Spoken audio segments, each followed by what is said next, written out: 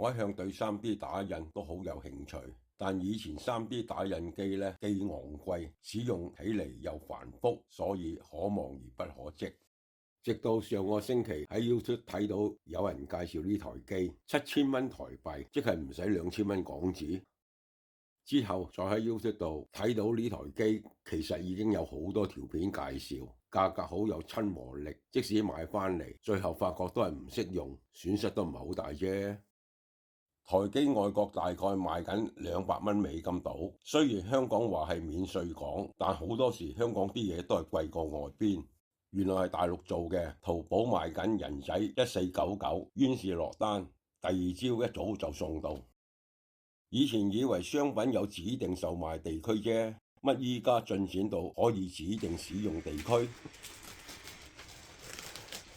開箱過程冇乜特別，睇過其他人開箱嘅片，可以直接跳去下一件。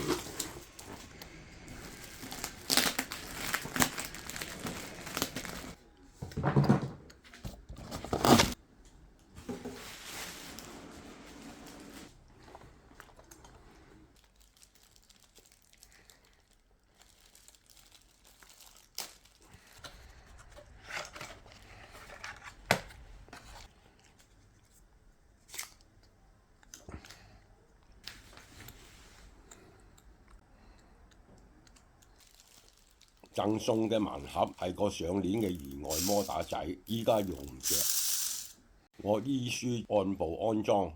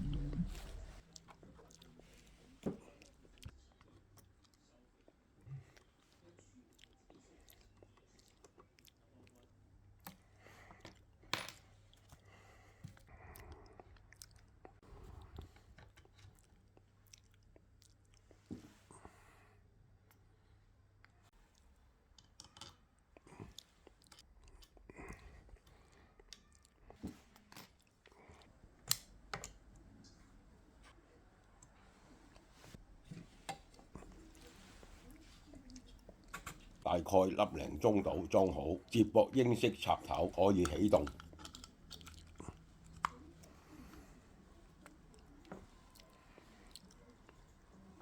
為咗遷就電源，我將台機放喺茶几嗰度試機。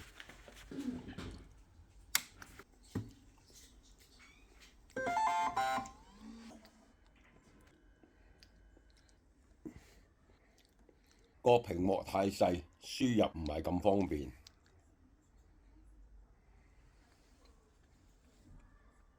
我用過有大陸號碼嘅手機 download 個 Apps 註冊使用者，個 Apps 網上評分得3.1分。我心急試機，所以跳過改善體驗計劃部分，直接進入校準程序。部機開始校準。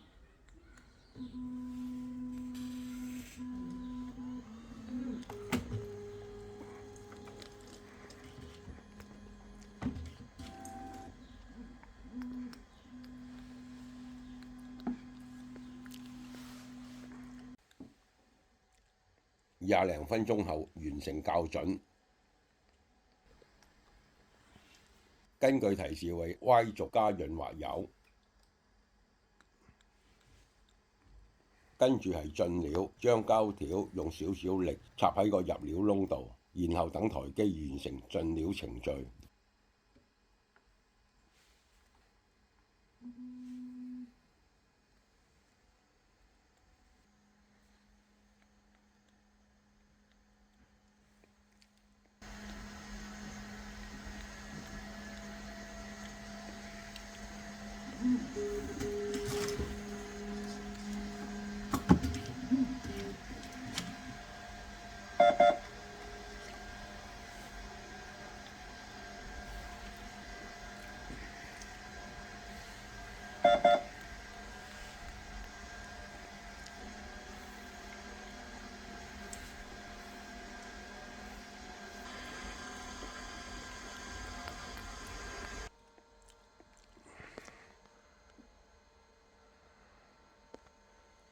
之後去測試打印，就打根基 SD 碟打嗰隻船仔啦。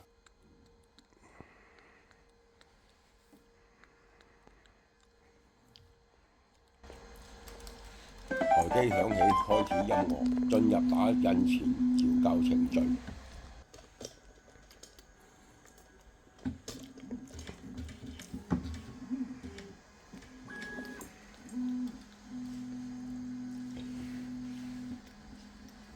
開始嗰陣噪音有啲大，不過幾分鐘後就會降至唔太煩人嘅程度。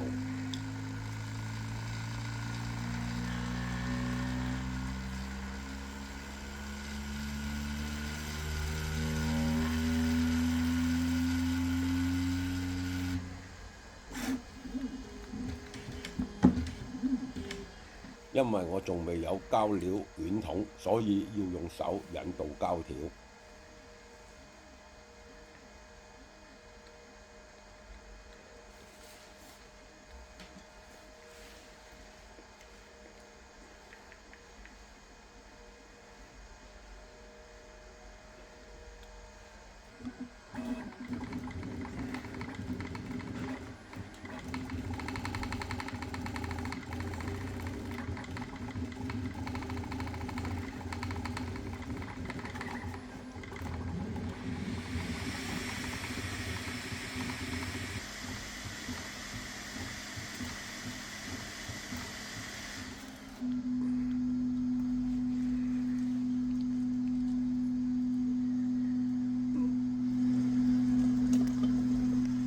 開始打印後15分鐘完成手船仔，響起完成音樂。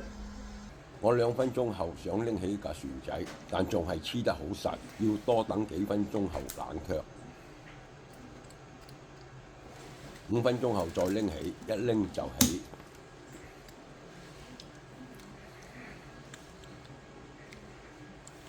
打印效果 OK 啦，算係滿意啦。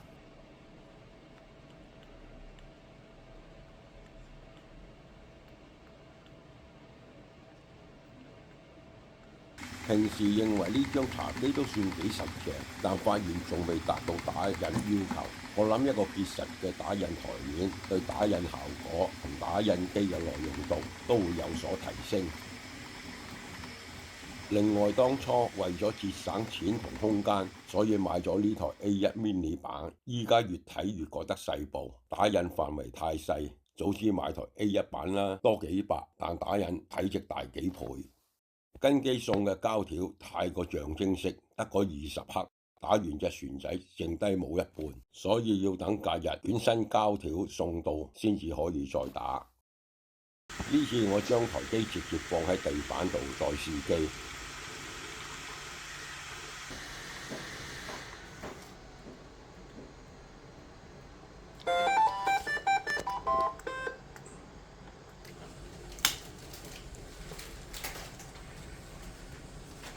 點知打印出嚟嘅效果嚇親我，根本就係一件廢品。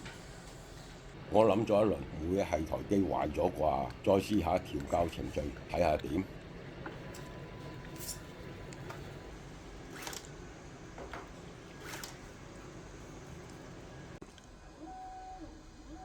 校準咗，再打多手船仔。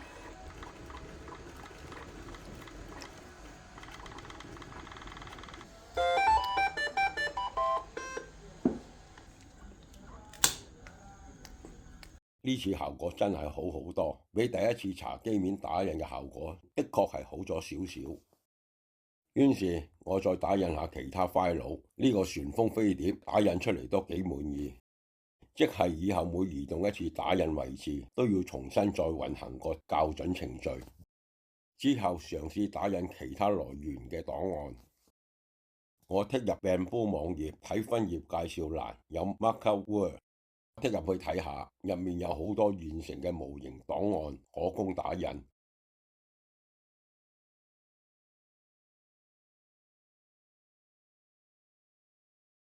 我註冊咗之後，揾到個石獅架嚟嘗試。剔入 Bamboo Studio， 首先肯定係咪適合我呢台 A1 mini。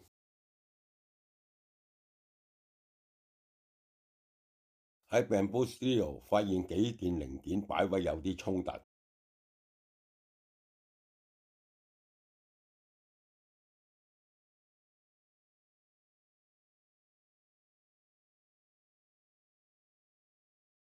移除衝突後，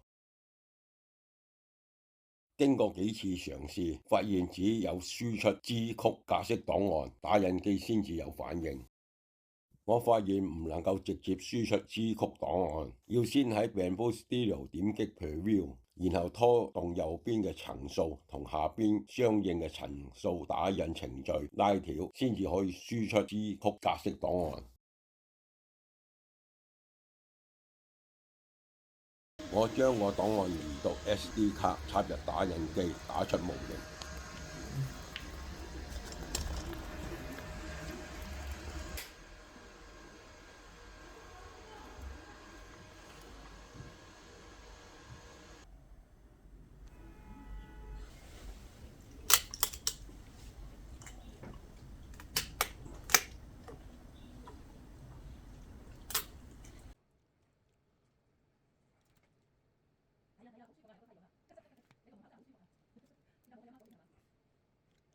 呢個檔案係附有裙邊同支長樹穩定模型同支撐模型懸空嘅部分。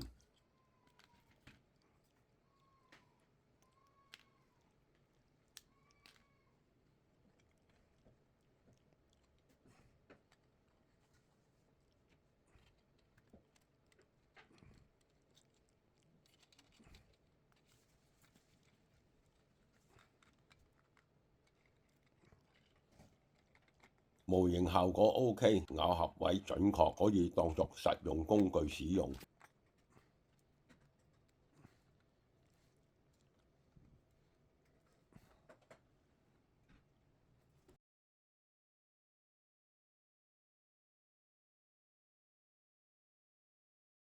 之前點擊輸出檔案嗰陣，我見到第一項選項係個副檔名叫做 STL 選項。我嘗試問 Copilot STL 係咩類型嘅檔案，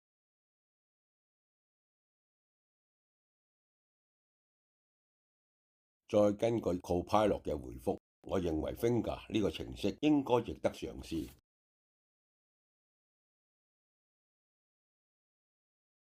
根據 Google 提供嘅網址，我剔入去睇下，似係啦，咁卡通化，咁多僆仔喺度玩，應該係好易上手。This is Tinkercad, a completely free app that helps students imagine, design, and make by introducing them to the worlds of 3D design, electronics, and coding. 我再喺 YouTube 嗰度揾到呢個視頻，睇完之後已經知道大概點樣建造一個簡單嘅 3D 模型。我先將模型概念手繪成 3D 尺寸圖做藍本，再喺 Finger 度繪製成數字 3D 模型。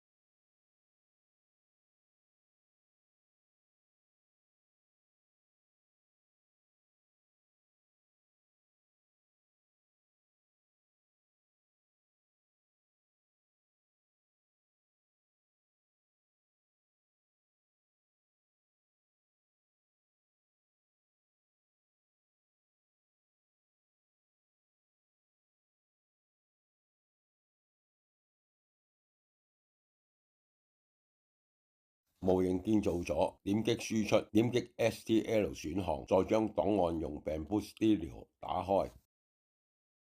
因為我仲未熟悉呢個程式，所以都係用默認設置。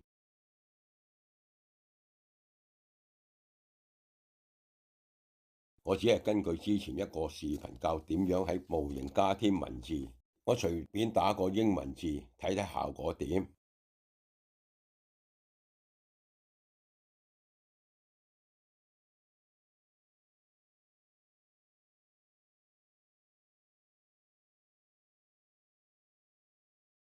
試過真係得。之後輸出支曲格式檔案，再轉移到 SD 卡。我喺呢間多用途房仔度揾到個臨時適合打印嘅空間。呢次我又買咗幾卷其他顏色嘅打印膠條。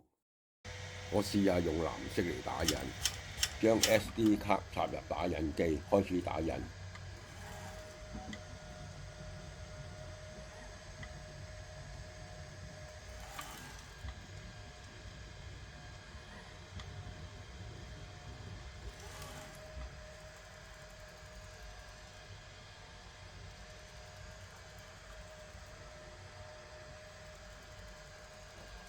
打印到一半，我喺房間聞到陣物料嘅臭味，所以喺旁邊加裝咗把抽氣扇仔，將氣味排出窗外。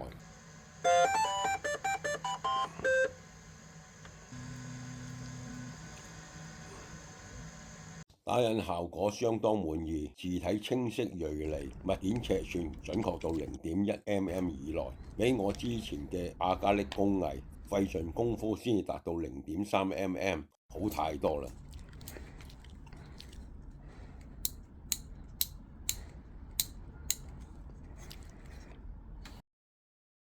我嘗試再建立一啲複雜少少嘅模型，打印效果同樣滿意。